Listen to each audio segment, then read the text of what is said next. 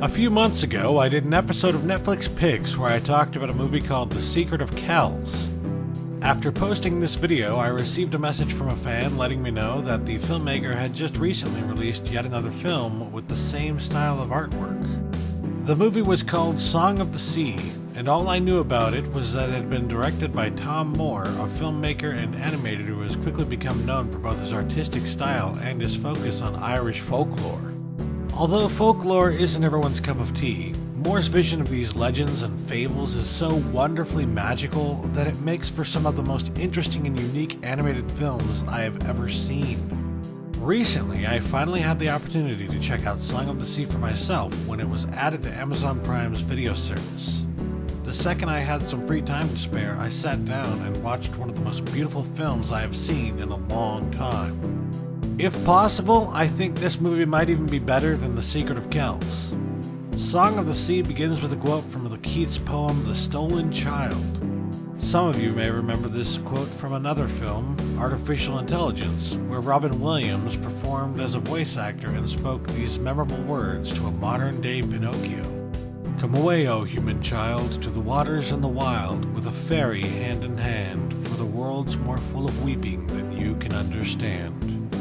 This is an interesting poem to quote because it is pretty much directly connected with the fairy tale that Song of the Sea is based on. It's a poem about a little boy who is duped by a fairy and convinced to come away with them. As disturbing as this may sound, Moore finds a way to turn the fairy tale into something far less sinister with a story that can only be described as pure magic. I remember when Disney used to make movies like this.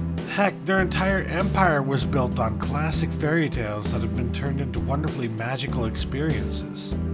Sadly, Disney doesn't do this kind of movie anymore, and they probably aren't going to start again anytime soon.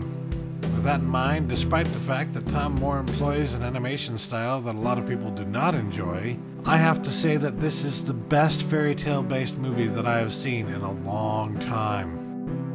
The story focuses on the lives of a little boy and his little sister. Both of the children have been raised on the legends of their people, but they don't really believe that any of it could be true until the little girl discovers a coat locked away in a chest. At this point, it's still not clear whether or not the little girl is just using her imagination, but the coat does seem to have some pretty interesting properties. Unfortunately, after she is discovered playing in the ocean late at night, their grandmother takes both of them with her to her home in the city.